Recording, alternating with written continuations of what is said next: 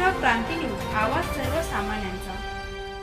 देवळा कौटुंबिक वादातून मेहुणीचा चाकूने खून, दीर गंभीर जखमी, आरोपीला अटक। बातमी देवळा येथून पत्नीशी सतत होणाऱ्या वादातून समजूत घालण्यासाठी आलेल्या मेहुणीवर चाकूने वार करून तिचा खून केल्याची धक्कादायक घटना देवळा पोलीस स्टेशन हद्दीतील मटाणे भौर फाटा येथे घडली आहे।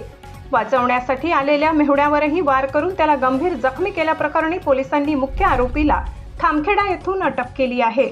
मटाणे भौर फाटा येथे श्री हितेंद्र आहेर यांच्या शेतावर काम करणारा श्याम अगणदास माडी राहणार धोडंबे तालुका चांदवड याचा त्याची पत्नी माया हिच्याशी सतत वाद होत असे। त्यामुळे 2 ते 3 दिवसांपूर्वी माया माहेरी बेघर वस्ती निफाड येथे निघून गेली होती।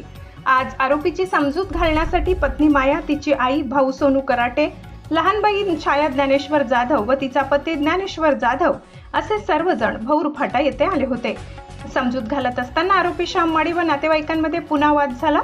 यावेळी आरोपीने मेहुणी छाया जाधव हिला तू आमच्या संसारात सतत बुडबुड करत असते, असं आज तुला खतमच करून टाकतो असे म्हणून कमरेला आधीच खोचून ठेवलेल्या चाकूने तिच्या छातीवर डाव्या बाजूस खोल वार केला।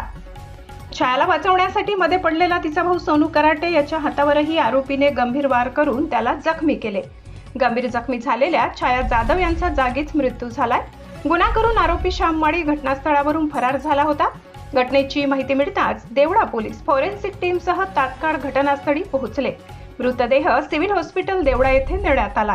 आरोपीवर खुनाचा गुन्हा दाखल करण्याची प्रक्रिया सुरू असून मुख्य आरोपी श्याम माडी यास पोलीस स्टेशन हद्दीतील खामखेडा येथून लोकनियुक्त सरपंच श्री वैभव पवार व त्यांच्या सहकाऱ्यांच्या मदतीने ताब्यात घेण्यात आले। या प्रकरणाचा पुढील तपास पोलीस निरीक्षक सार्थक नेते यांच्या मार्गदर्शनाखाली PSI हेमंत राऊत करीत आहेत।